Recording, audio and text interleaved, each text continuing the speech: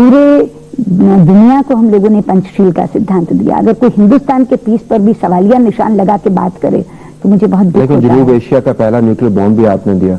जहां तक न्यूक्लियर उसका सवाल है, उस समय भी अटल जी ने बहुत साफ कहा था कि नेशनल सिक्योरिटी की जरूरतों को लेकर के न्यूक्लियर बना जरूर है, लेकिन नो फर्स्ट यूज की बात किसने की? ये बताओ, मई में न्यूक्लियर बॉम्ब बना, फरवरी में लाहौर की यात्रा किसने की?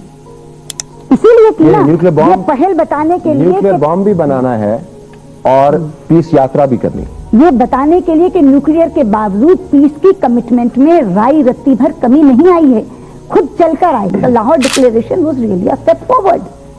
लेकिन क्या मिला? अगर बैक होम जाके आपको कारगिल मिले तो आप क्या करें? लोग कहते हैं कि यकीनन हिंदुस्तान अमन का दाई है और एक्शंस की आपने बात की, आपके हवाले से दुरुस्त होंगे, लेकिन डिफेंस बजट भी बढ़ाता है, हथियार भी खरीदते, मिसाइल भी दागे।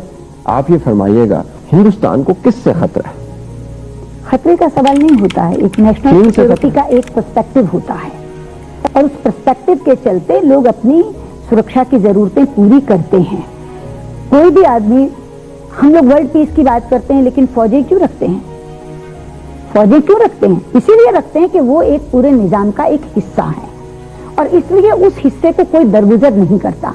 कुछ चीजें अब वो हिंदी की फिक्रे हैं, शायद समझ नहीं आएंगे क्योंकि ज्यादा हिंदी है उसमें, लेकिन हमारे यहाँ एक दिनकर की कविता है, क्षमा शोभती उस भुजंग को जिसके पास गरल है, उसको क्या जो दंतहीन विषरहित विनीत सरल है। जिसका अर्थ यह है कि आपको माफी का हक भी तभी मिलता है अगर आप ताकतवर हैं, और अगर आप ताकतवर ही नहीं हैं तो आप माफी की बात भी नहीं कर सकते, शांति की बात भी नहीं कर सकते। अगर आप बिना ताकत जुटाए अगर आप शांति की बात करते हैं तो हिंदुस्तान ताकतवर बनना चाहते हैं। नहीं, ताकतवर तो हिंदुस्तान क्या, सभी लोग बनना चाहते हैं, लेकिन ये कि ताकत के साथ अगर आप शांति की बात करते हैं तो उसमें आपका कमिटमेंट नजर आता है, और अगर आप बिना ताकत के शांति की बात करते हैं तो उसमें आपकी कमजोरी नजर आती है।